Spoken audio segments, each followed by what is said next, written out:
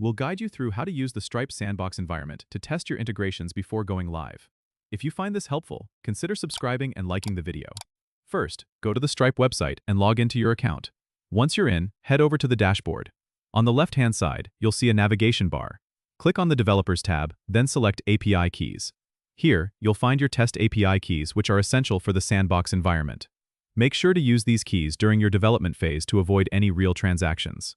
Next, click on the Profile option in the upper right of your screen. Then click the Switch to Sandbox, and finally click the Test mode. You can use the predefined test card numbers provided by Stripe.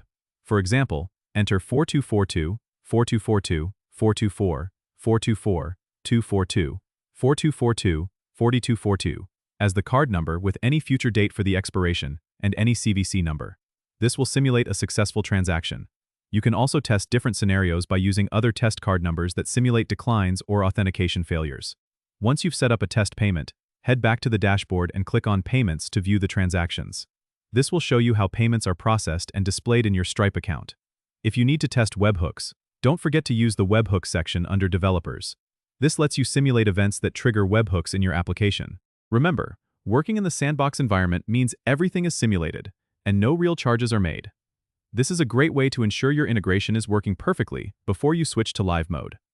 Don't forget to subscribe and comment if this helped you out.